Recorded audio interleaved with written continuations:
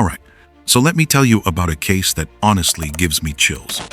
It all started with a dog.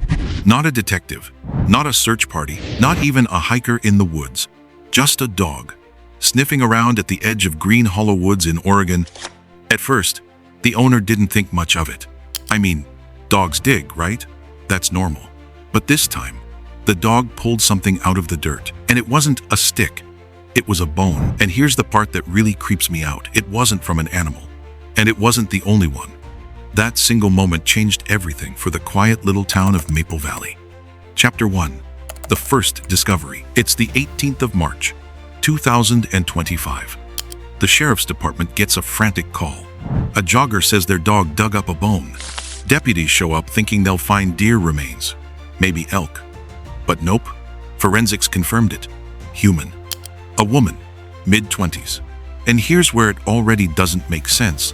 There was no missing person in the area who matched that description. Then the digging continued, and more bones showed up. Some were full remains, others just fragments. And honestly, it looked like some of them had been tampered with. The place got locked down. Search teams swarmed in, and almost immediately, the rumors started. This wasn't just one body. This forest had been hiding something much darker. Chapter 2. The victims. And this is where it gets personal, because the remains weren't random. They belonged to people. The first victim identified was Emily Carver, 27 years old. She disappeared 2 years earlier after leaving a bar in Portland. Her case had gone cold, until now.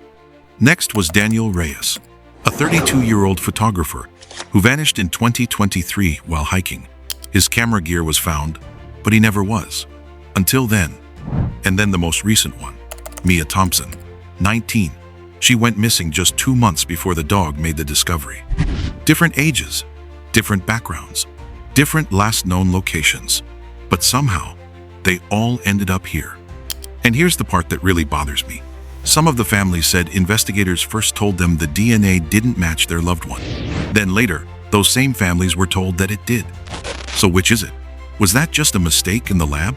Or was someone deliberately covering something up? Chapter 3. The timeline. Alright, let's lay this out.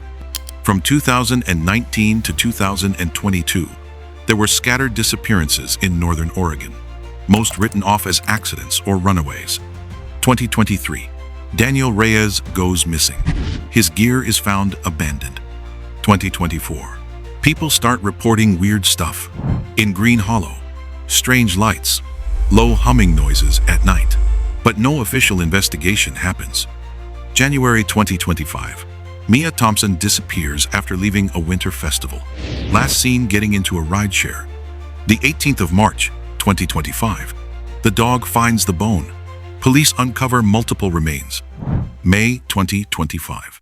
The FBI steps in, and suddenly, updates to the public just stop. And to me, that silence, that's the biggest red flag in the whole case. Chapter 4. The logical theories. So, what could actually explain all this? The first theory is the obvious one. A serial killer. One person or maybe a small group kidnapping victims and burying them here. Creepy, but possible. But here's the issue. The victims were spread out across counties, over years. Could one person really pull all that off without ever being caught? Second theory. The woods are just a dump site. Different crimes, same location. But again, the remains were carefully buried. That doesn't sound random. Third theory.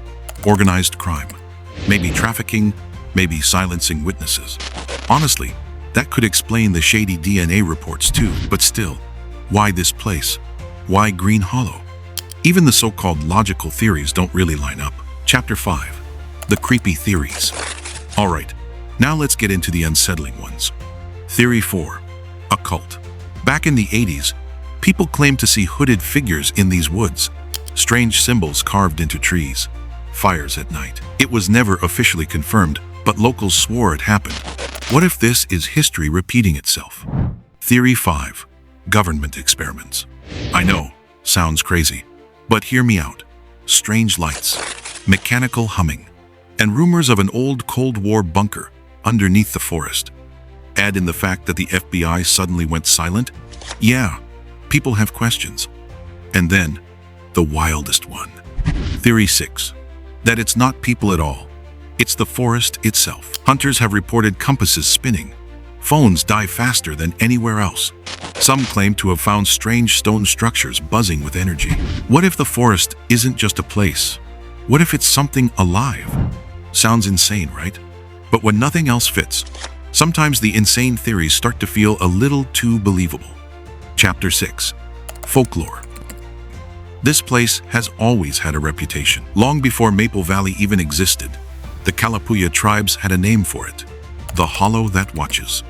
They told stories of shadow figures that followed travelers, voices calling people deeper into the woods. And once they went in, they never came back. Even archaeologists in the 72nd found strange burial mounds here. Nobody really figured out what they were. Warnings? Rituals? Or something else entirely? So maybe this mystery goes back much further than anyone realizes. Chapter 7. The Silence. By summer 2025, everything just went quiet. The local news stopped reporting. Podcasts dropped the topic. Families of victims were told DNA was inconclusive, or that the remains couldn't be released. And that's when it started to feel less like the forest was keeping its secrets, and more like the authorities were helping it. Chapter 8. Final thoughts. So here we are.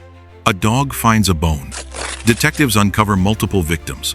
Theories spiral: serial killers, cults, government cover-ups, even paranormal forces. And yet, months later, we're no closer to answers than the day it started. Here's my take.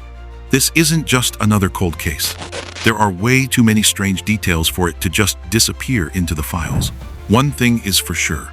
Green Hollow is still there, silent, watching, waiting. And if history tells us anything, it's only a matter of time before someone else disappears into those woods. So maybe the question isn't what happened back then. The real question is, who's next?